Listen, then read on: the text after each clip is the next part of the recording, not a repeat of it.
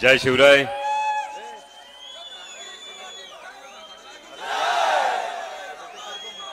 आता लगेच ना.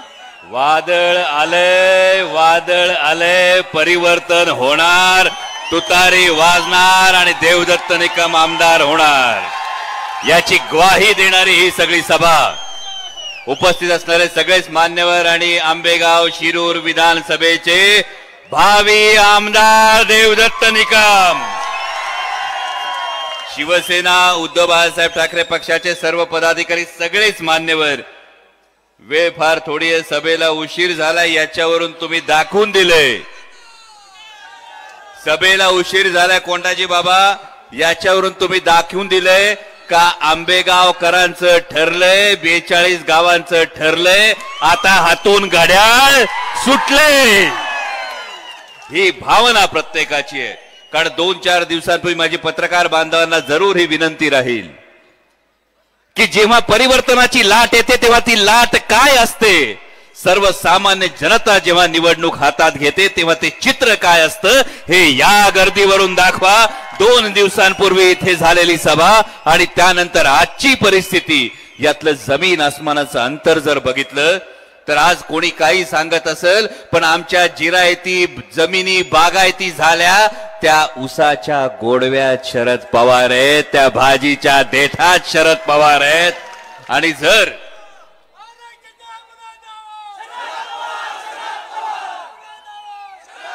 आणि आता कोणीतरी म्हटलं 7 निवडणुका झाल्या, आता 8वी निवडणूक आहे, यातला फरक लक्षात घ्या.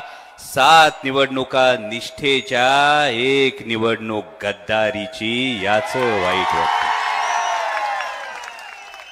म्हणजे मी कधीच वैयक्तिक टीका करत नाही, पण कुरुक्षेत्रामध्ये जेव्हा अर्जुनाला प्रश्न पडला होता की समोर गुरुतुल्य असणारे द्रोणाचार्य, कृपाचार्य, एवढी मोठमोठी माणसं आहेत, असं असताना लढायचं कशासाठी, त्यावेळी कृष्णाने सांगितलं होतं यदा यदा हि अधर्मस्य ग्लानिर्भवति भारत. आणि त्यामुळेच ही लढाई महाराष्ट्र धर्मासाठी आहे आणि समोर काही ज्येष्ठता असली तरी हा महाराष्ट्राचा स्वाभिमान आहे. मगाशी सुरेश भाऊ म्हणाले काही जण टीका करतात की खासदार हवेत आहेत. संस्कृती आपली, बापाच्या पायाला जर पट्ट्या लागल्या असतील आणि बापाच्या पायाच्या जखमा दिसत असतील, बापाच्या काळजाला पडलेली घरं दिसत असतील, तर सत्तेच्या गुबगुबीत खुर्चीत जाऊन बसण्यापेक्षा 7,500 किलोमीटर फिरण्याचा निर्णय जर मी घेतला असेल तर त्या निर्णयाचा मला अभिमान आहे. 67 विधानसभा मतदारसंघांमध्ये जात असेल तर त्याचा मला अभिमान आहे. आणि म्हणून मला प्रश्न विचारायचा आहे, ज्यांना आम्ही मार्गदर्शक समजत होतो, ज्यांना आम्ही भाग्यविधाते म्हणत होतो, त्यांना माझ्यासारख्या लहान कार्यकर्त्याचा हा प्रश्न आहे की जी काही भूमिका होती, जर बापावर कोणी आक्षेप घेतला, कुठलीही भूमिका घेतली, तर जेव्हा माननीय पंतप्रधान आदरणीय पवार साहेबांना भटकती आत्मा म्हणत होते तेव्हा तुमचं काळीज हललं नाही का हो? ज्या सहकार खात्याची खुर्ची तुम्ही उभवता त्या सहकार खात्याचे केंद्रीय मंत्री जेव्हा आदरणीय शरदचंद्रजी पवार साहेबांवर भ्रष्टाचाराचा महामेरू म्हणून आरोप करत होते तेव्हा तुमचं रक्त सळसळलं नाही का? जर तुमचं रक्त सत्तेच्या गाठ्यानं गोठलं असेल तर या शिरूर आंबेगावकरांचं रक्त मात्र उसळल्याशिवाय राहणार नाही. इसका जवाब मिलेगा और करारा जवाब मिलेगा.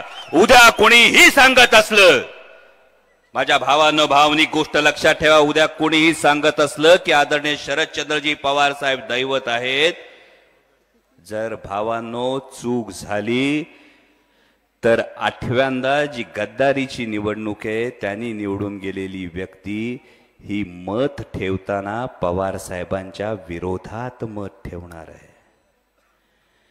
ती व्यक्ती भूमिका मांडताना पवार साहेबांच्या विरोधात भूमिका मांडणार आहे.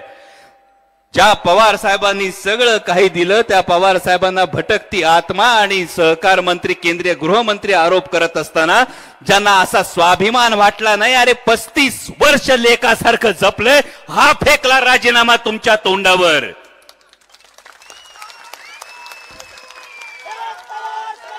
ही भावना ज्यांची झाली नाही त्यांच्यासाठी एकच गोष्ट लक्षात ठेवा, देऊळ असते, देवळात पुजारी असतोय, पुजाऱ्यावर आपण सगळा विश्वास ठेवतोय, देवाच्या जागी पुजाऱ्याला ठेवतोय, पण जर पुजाऱ्यांनी देवाला सोडलं तर पुजारी बदलल्याशिवाय गप्प बसू नका. एवढेच तुम्हाला कळकळीची सांगणे. देवदत्त निकम फक्त उमेदवार नाहीत, केवळ देवदत्त निकम उमेदवार नाहीत, तर इथे आदरणीय शरदचंद्रजी पवार साहेबांचा विचार उमेदवार आहे, इथे मान्य उद्धव साहेब ठाकरेंचा विचार उमेदवार आहे, इथे राहुलजी गांधी यांचा विचार उमेदवार आहे. आणि यासाठी तुतारी वाजवणारा माणूस, हे चिन्ह आता पोचले. तुम्ही लोकसभेला जे करून दाखवलंय त्याच्या डबल स्पीडनी हे विधानसभेला आपल्याला करून दाखवायचंय. शिवसैनिकांचं मनापासून ऋण व्यक्त करतो, कारण जे उद्धव साहेब जेव्हा आजारी असताना त्यांच्या पाठीत खंजीर खुपसण्याचं काम ज्या भारतीय जनता पक्षाने केलंय, या भारतीय जनता पक्षाला त्यांची जागा दाखवायची असेल तर मशाल, तुतारी आणि पंजा याचंच वादळ महाराष्ट्रात आलं पाहिजे. एवढीच तुम्हाला विनंती करतो. सविस्तर परत येईन, सविस्तर आल्यानंतर नक्कीच बोलल, पण तुमची जबाबदारी आहे. तुमचा माणूस महाराष्ट्रात ताठमानेने फिरायला पाहिजे असला तर आपलं घर तुम्ही जिंकलं पाहिजे, आधी सांगतो. आणि प्रत्येक बापाला सांगतो, प्रत्येक माऊलीला एकच सांगतो, बापाने खस्ता खाऊन लेकाला मोठं केलेलं असतं, त्या लेकाला काय सांगाल तुम्ही?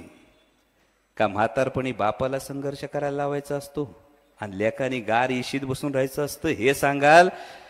का जर बाप उन्हा तानाची, वादळा वाऱ्याची, पावसाची पर्वा न करता हिंडत असेल तर लेकानं पुढे यायचं असतं आणि बापाला म्हणायचं असतं जबाबदारी माझ्या खांद्यावर द्या. हे जर सांगायचं असेल तर आंबेगाव शिरूर मधली गद्दारी काढल्याशिवाय आपल्याला भवितव्य नाही, एवढी गोष्ट लक्षात ठेवा. एवढीच विनंती.